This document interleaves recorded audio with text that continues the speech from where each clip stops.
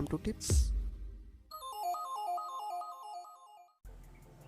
தமிழகத்தில் நடைபெற இருக்கும் தேர்தலுக்கான முக்கிய தேதிகளை தேர்தல் ஆணையம் தற்போது அதிகாரப்பூர்வமாக வெளியிட்டுள்ளது.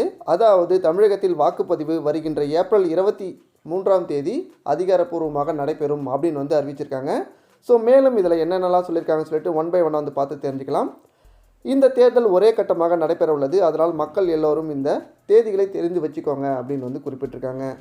முதலில் வேட்புமனு தாக்கல் மார்ச் 30ஆம் தேதி தொடங்குகிறது. அதாவது அந்த நாளிலிருந்து போட்டியிடும் வேட்பாளர்கள் தங்கள் மனுக்களை சமர்ப்பிக்கலாம் அப்படின்னு சொல்லியிருக்காங்க. வேட்புமனு தாக்கல் செய்ய கடைசி நாள் பார்த்தோம் அப்படின்னா ஏப்ரல் 6ஆம் தேதி. அதற்கு பிறகு ஏப்ரல் 7ஆம் தேதி மனுக்கள் பரிசீலனை செய்யப்படும். அதாவது அந்த நாள் அதிகாரிகள் மனுக்களை சரியாக இருக்கான்னு செக் பண்ணி பார்த்துட்டு யார் யாரெல்லாம்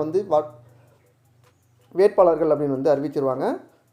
அடுத்ததாக பார்த்தோம் அப்படின்னா வேட்புமனு வாபஸ் பெற கடைசி நாள் ஏப்ரல் 9ஆம் தேதி அப்படின்னு குறிப்பிட்டிருக்காங்க. ஸோ யாருக்கெல்லாம் போட்டியில் போட்டியிட விருப்பம் இல்லையோ அவங்க எல்லாருமே ஏப்ரல் 9ஆம் தேதிக்குள்ளே வாபஸ் பெற்றுக்கலாம். அதுக்கு மேலே வாபஸ் பெற முடியாது.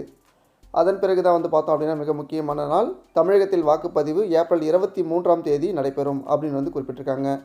அந்த நாளில் மக்கள் அனைவரும் தங்கள் வாக்குரிமையை பயன்படுத்தி கண்டிப்பாக தவறாமல் வாக்களிக்க வேண்டும் அப்படின்னு கேட்டுக்கிட்டு இருக்காங்க.